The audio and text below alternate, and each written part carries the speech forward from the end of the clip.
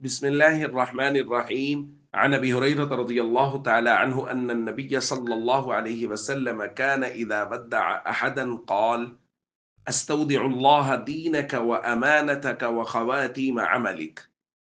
رواہ احمد۔ حضرت ابو ہریرہ رضی اللہ تعالیٰ عنہ سے روایت ہے کہ نبی کریم صلی اللہ علیہ وسلم جب کسی کو رخصت کرتے تو یوں فرماتے: میں تمہارا دین، تمہاری امانت اور تمہارے اعمال کا خاتمہ اللہ کے سپرد کرتا ہوں۔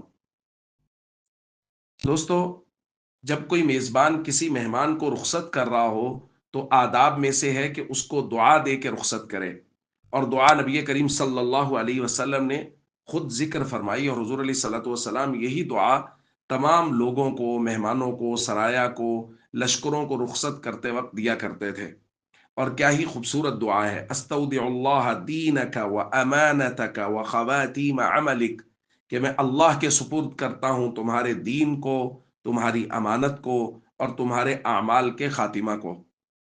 اس لیے ہم سب کو چاہیے جب بھی کوئی مہمان آئے اس کا پورا اعزاز و اکرام کریں، اور جب اس کو رخصت کریں تو سنت کے مطابق یہ دعا دے کے رخصت کریں۔